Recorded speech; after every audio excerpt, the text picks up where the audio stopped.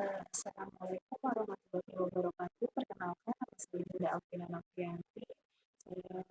Saya di 1705619085. Saya dari S1 Manajemen. Saya di sini memaparkan hasil dari laporan praktik kerja lapangan saya pada seperti komunikasi.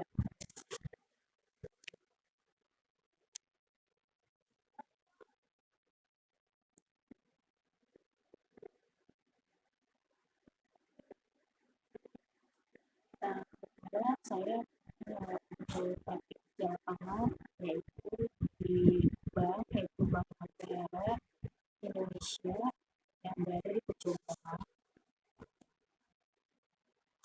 Dan kebetulan alamat bank tersebut berada di Jalan Jumpungan Raya, Menara BNI, lantai 24, nomor 7, Jakarta.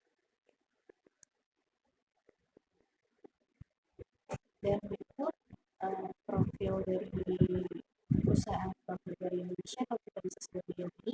Jadi PT Bank Negara Indonesia sendiri merupakan perusahaan yang bergerak pada bidang perbankan umum.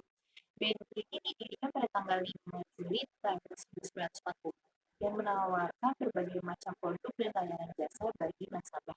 Dalam memperkenalkan berbagai macam layanan dan produk dari PT Bank Negara Indonesia tersebut, maka diperlukan komunikasi pemasaran. PT Bank Negara Indonesia ini dalam melakukan komunikasi pemasaran dilakukan melalui berbagai media pemasaran yang dapat dibagi menjadi dua jenis media, yaitu the atau televisi, radio, iklan, cetak, outdoor, advertising, dan the live itu bisa email, marketing, sponsor, landing page, atau sosial media. Berikut di sini ada visi misi dari Bank Negara Indonesia sendiri.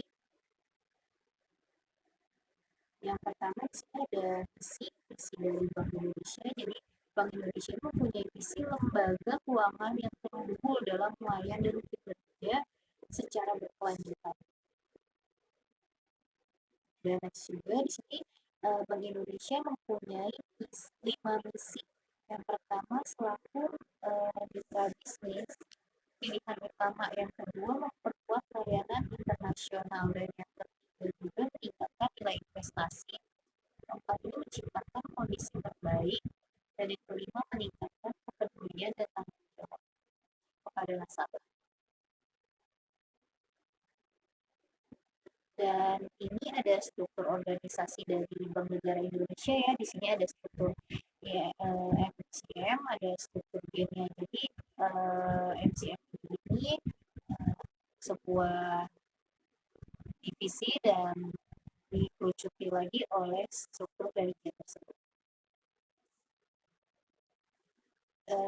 Bank Negara Indonesia juga memiliki bidang usaha. Yang pertama itu ada produk pelayanan penyimpanan dana, terus yang kedua juga ada produk jasa atau PT Bank produk jasa, dan yang ketiga itu ada produk layanan pinjaman.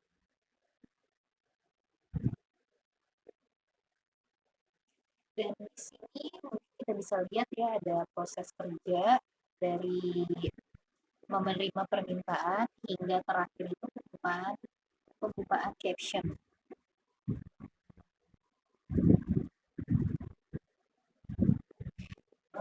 Dan saya juga pas menjalankan kerja lapangan mempunyai kendala. Berikut kendala yang saya hadapi dan saya mengatasi kendala tersebut.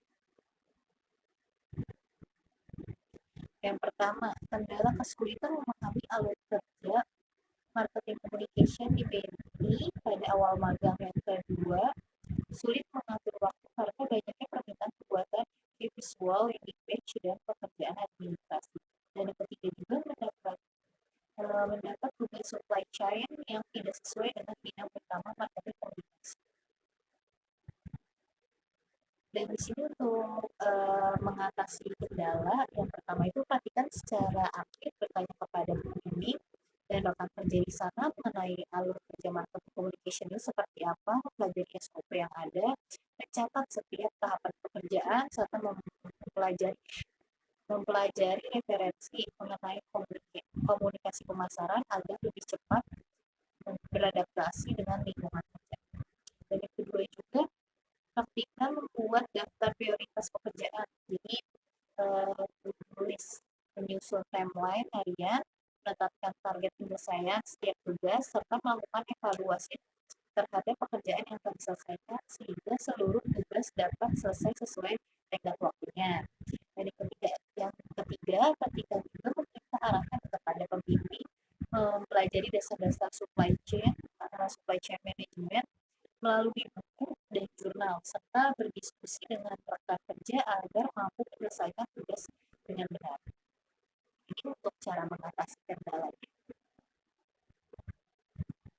Dan di sini kesenjangan teorinya dan praktiknya menurut Nurmala dan kawan-kawan pada tahun 2020, teori manajemen waktu itu menjelaskan bahwa perencanaan, pernegosiasian, dan penentuan prioritas akan meningkatkan efektivitas kerja. Dan menurut Paul Killer pada tahun 2016, komunikasi pemasaran merupakan proses efektivitas untuk menyampaikan nilai kepada konsumen melalui berbagai media. Dan ini ada tujuan PKL. Jadi yang pertama itu mengetahui kondisi terkini kelompok online mobile media. Dan yang kedua menjelaskan overview yang didapatkan selama bekerja dalam kelompok yang mungkin kita bisa sebut OMM. Yang ketiga ini membuat rekomendasi konstruktif.